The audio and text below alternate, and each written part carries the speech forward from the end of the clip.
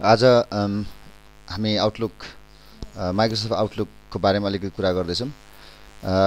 Microsoft outlook most of the यहाँनिर चाहिँ खास नेपालमा भन्नु पर्यो भने प्रायःले युज गरे हुँदैन। युज गरिहाल्यो भने पनि एउटा इमेल क्लाइन्टको रूपमा मात्रै युज गरिन्छ। तर माइक्रोसफ्ट आउटलुक एउटा इमेल क्लाइन्ट मात्रै होइन, एउटा टाइम म्यानेजमेन्ट टुल पनि हो र यसको फिचर्सहरू यति धेरै फिचर्सहरू छ तपाईलाई अर्गनाइज्ड रहनुको लागि अथवा टास्क म्यानेजमेन्ट कन्ट्याक्ट म्यानेजमेन्टको लागि एकदमै काम लाग्ने टुल हो। For example even with the mails, अब हामी एकपल्ट मेलमा क्लिक गरेर हेरौँ। एज यु क्यान सी मैले धेरै यहाँ फोल्डर्सहरू बनाएको छु। सो फर इक्जाम्पल मेरो धेरै नै इमेल आउँछ, एक दिनमा कमसेकम 300-400 इमेल आउँछ र त्यो इमेललाई मैले राम्रोसँगले इभनली डिस्ट्रिब्युट गरेर आफ्नो फोल्डरमा राख्नको लागि मैले रुल पनि क्रिएट गरेको छु। For example somebody call Bhuvan, जब भुवनले मलाई कुनै इमेल पठाउँछ त्यो इमेल सिधै गएर भुवनको फोल्डरभित्र गएर बस्छ। यसको लागि रुल क्रिएट गर्नुपर्ने हुन्छ र म तपाईँहरूलाई पछि सिकाउँछु। र हामीसँग यहाँ क्यालेन्डर छ। यो क्यालेन्डरको काम के भन्दाखेरि तपाईँको डेली एक्टिभिटिजलाई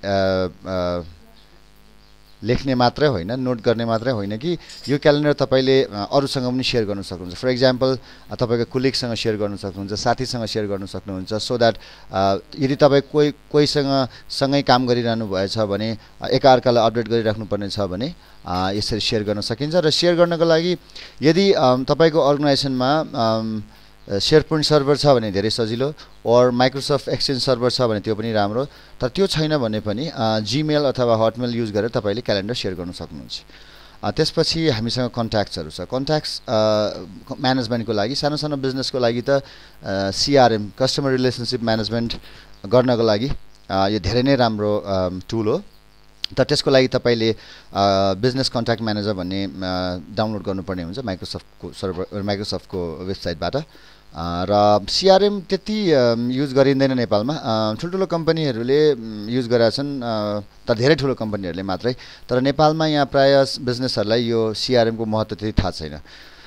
त्यसको बारेमा हामी पछि डिस्कस गर्नेछौँ। र अहिले हामी जाउँ टास्कमा। Task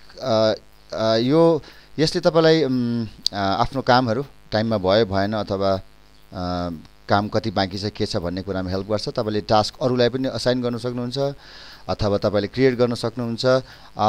right now I'm just giving you a bird's eye view of Microsoft Outlook, what you can do with Microsoft Outlook भनेर मात्रै। To sum it up, mail पठाउन सक्नुहुन्छ, मेल रिसिभ गर्न सक्नुहुन्छ, मेललाई डिले गर्न सक्नुहुन्छ, पठाएको मेललाई फर्काउन सक्नुहुन्छ। त्यसपछि मेलमा तपाईँले रुल्सहरू क्रिएट गर्न सक्नुहुन्छ अथवा मेललाई तपाईँले कलर कोडिङ गरेर कलरको अनुसारले सर्ट गर्न सक्नुहुन्छ।